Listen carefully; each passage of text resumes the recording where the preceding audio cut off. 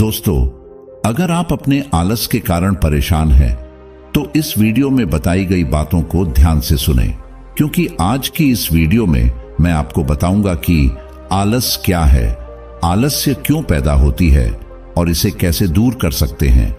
चलिए इसे हम एक कहानी के माध्यम से समझते हैं कि आलस हमारे शरीर में पैदा क्यों होती है और हम इसे कैसे दूर कर सकते हैं। तो चलिए कहानी की शुरुआत करते हैं, क्योंकि कहानियों के जरिए बताई गई बातें जीवन भर याद रहती है।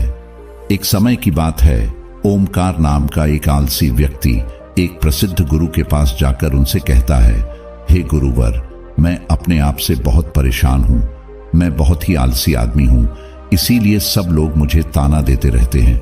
क्या आपके पास कोई ऐसा उपाय है जिससे मेरा आलस्य दूर हो सके? यह सुनकर गुरु ने कहा कि तुम्हें कैसे पता कि तुम आलसी आदमी हो? इस बात का उत्तर देते हुए वह आदमी बोला कि हे गुरुवर, सब लोग मुझसे कहते हैं कि तू बहुत आलसी आदमी है, तुझसे कोई काम ठीक से नहीं होता, तू हर काम को टालता रहता है और यहाँ तक कि मेरे परिवार के लोग भी मुझे आलसी आदमी कहकर पुकारते हैं।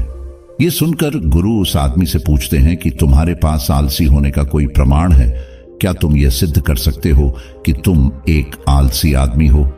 यह सुनकर वह व्यक्ति कहता है कि हे गुरुवर, मैं कभी भी सुबह जल्दी नहीं उठ पाता और हर काम को टालता रहता हूं। मुझे लगता है कि आलसी होने के लिए यह प्रमाण काफी होगा।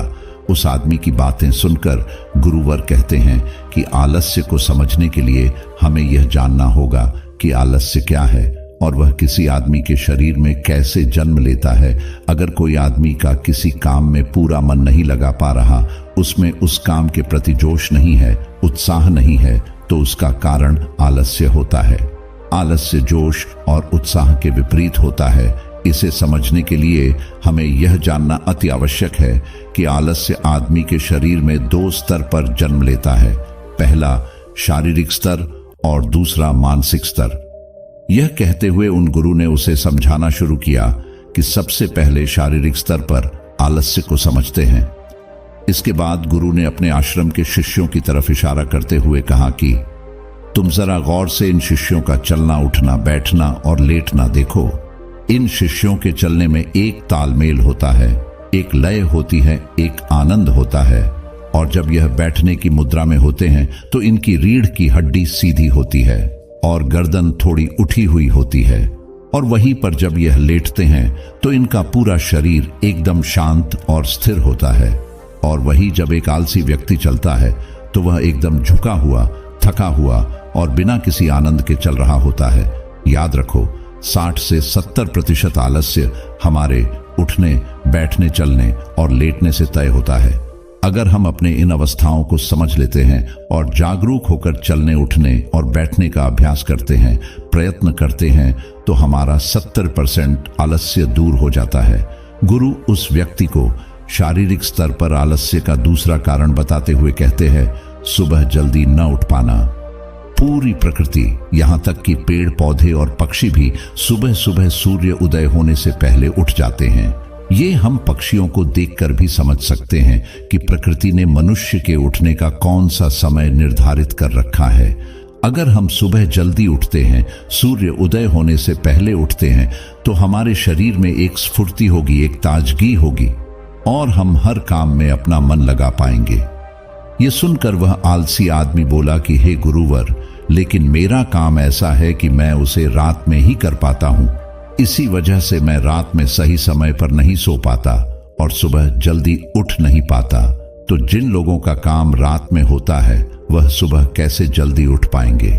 यह सुनकर वह गुरु कुछ सोच विचार करते हैं और उसके बाद कहना शुरू करते हैं कि जिन लोगों का काम रात में होता है, उन्हें अपना काम पूरा मन लगाकर करना चाहिए, और यदि ऐसे लोग रात में काम करके दिन में भी सोते हैं और सीमित समय की नींद लेते हैं, तो वह भी आलस्य से बच सकते हैं। लेकिन रात में जितनी गहरी नींद आती है, उतनी गहरी नींद दिन में नहीं आ पाती, क्योंकि दिन में शोर शराबा ज्यादा होता है, जिससे आदमी गहरी निद्रा में नहीं जा पाता। इसीलिए जो आदमी दिन में सोता है, उसे कुछ ऐसी व्यवस्था करनी चाहिए जिससे बाहर का शोर शराबा उसकी नींद में बाधा ना बन सके। इसके लिए वह अपने कानों में रुई डाल सकता है जिससे बाहर की आवाज उसके कानों में ना पड़े और वह गहरी निद्रा ले सके। गुरु उस व्यक्ति को शारीरिक स्तर पर आलस्य का तीसरा कारण बताते हुए कहते हैं, सही नींद न लेना। अक्सर हमें पता ही नहीं होता कि हमें कितनी देर सोना है। याद रखो, एक मानव शरीर को सीमित समय की नींद लेनी चाहिए। अगर वह सीमित समय से ज्यादा नींद लेता है तो भी वह आलस्य का शिकार होगा, और अगर वह सीमित समय से कम नींद लेता है तो फिर वह आलस्य का शिकार होता ही है। यह सुनकर वह आदमी बोला कि हे गुरुवर, एक मानव शरीर को कितनी नींद लेनी चाहिए? इसका उत्तर देते हुए गुरु ने कहा कि एक मानव शरीर को 6 से 8 घंटे की नींद लेनी चाहिए। अगर आपका शरीर ज्यादा थका हुआ नहीं है तो 6 घंटे की नींद, और अगर ज्यादा थका हुआ है तो 8 घंटे की नींद लेना आवश्यक है। इसी के साथ यह भी ख्याल में रखना चाहिए कि सोने के लिए रात का समय निर्धारित किया गया है। कुछ लोग दिन में ही सो जाते हैं, जिसकी वजह से धीरे धीरे आलस्य उनके अंगों में समाने लगता है। शारीरिक स्तर पर आलस्य का चौथा कारण बताते हुए वह गुरु कहते हैं कि भोजन सही समय पर और सही भोजन करना शरीर के लिए अति आवश्यक होता है। कुछ लोग ऐसा भोजन करते हैं जिसमें कोई जान ही नहीं होती। अब आप ही सोचिए, जिस खाने में जान ही नहीं है, जिस खाने में ऊर्जा ही नहीं है, वह खाना आपके शरीर को ऊर्जा कैसे दे सकता है?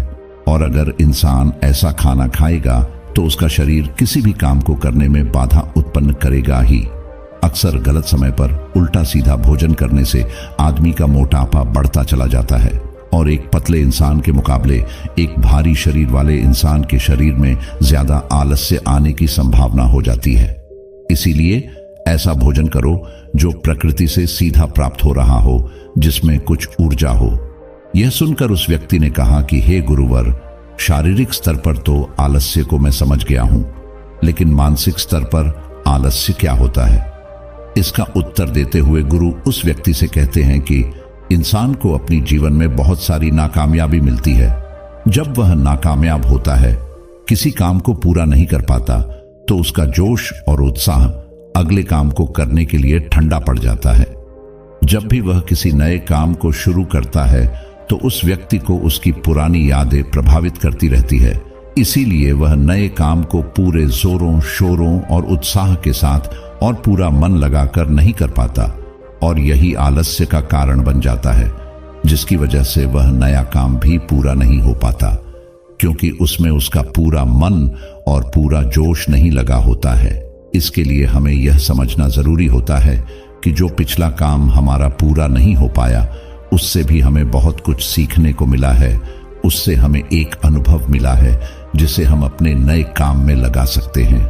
तो पिछले काम के प्रति नकारात्मक नजरिया रखने के बजाय सकारात्मक नजरिया रखेंगे तो आलस्य हमारे मन में नहीं आएगा।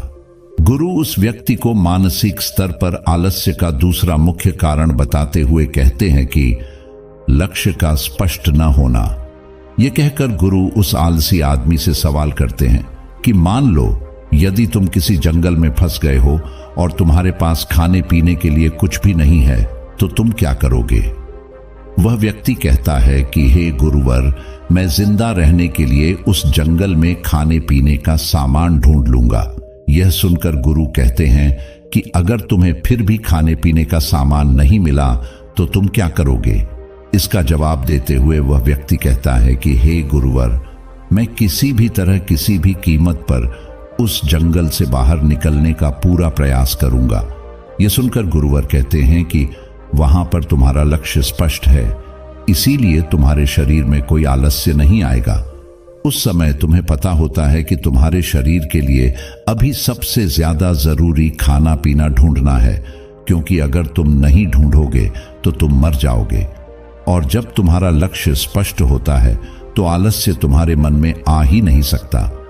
लेकिन हमारे दैनिक जीवन में हमारा लक्ष्य स्पष्ट नहीं होता है, जिसकी वजह से हमारे मन की ऊर्जा इधर उधर बिखरती रहती है। अगर हमारा लक्ष्य स्पष्ट होगा तो कोई आलस्य, कोई ताकत हमें हमारा लक्ष्य प्राप्त करने से नहीं रोक सकती। और इसी तरह अगर किसी काम को करने की हमारे पास कोई ठोस वजह नहीं होती है तो हम उस काम को टालते रहते हैं उस काम को करने का हमारा मन ही नहीं करता, क्योंकि हमारे मन में यह बात समाई होती है कि इस काम को करके कुछ फायदा तो होगा नहीं। इसीलिए किसी काम को करने के लिए उसके ठोस वजह जानना बहुत जरूरी होता है। मानसिक स्तर पर आलस्य का तीसरा मुख्य कारण होता है आलसी लोगों का साथ। अक्सर कुछ लोग आलसी नहीं होते हैं, लेकिन उनके आसपास के लोग आलसी होते हैं। अगर आपकी संगति में आलसी लोग भरे हुए हैं तो आप भी उनकी तरह हो जाएंगे। आपका भी मन काम करने से भागने लगेगा। आलस्य एक छुआछूत की बीमारी की तरह होता है। जितनी ज्यादा आलसी लोगों से आप घिरे हुए होते हैं, आपका मन उतना ही आलस्य को पकड़ता चला जाता है। गुरु उस व्यक्ति को मानसिक स्तर पर आलस्य का चौथा कारण बताते हुए कहते हैं, किसी भी काम को टालते रहना। कुछ लोगों की आदत होती है काम को टालते रहने की। आज का काम कल पर, कल का काम परसों पर। हमें यह महसूस भी नहीं होता कि धीरे धीरे यही हमारी आदत बन जाती है, और यह काम को टालने की आदत धीरे धीरे आपको आलसी बना देती है। इसीलिए किसी भी काम को कल पर मत टालो।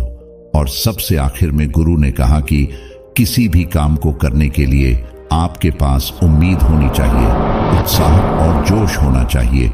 हर काम को नया काम समझकर करना चाहिए।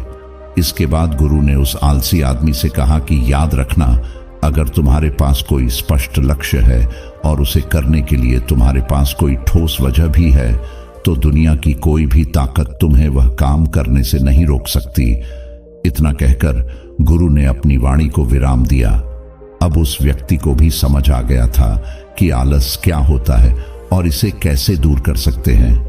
दोस्तों, आशा करता हूं कि ये कहानी आपको पसंद आई होगी और आप भी आज से संकल्प लीजिए कि आप किसी भी काम को कल पर नहीं टालोगे और अपने काम के प्रति कभी आलस नहीं करोगे। धन्यवाद।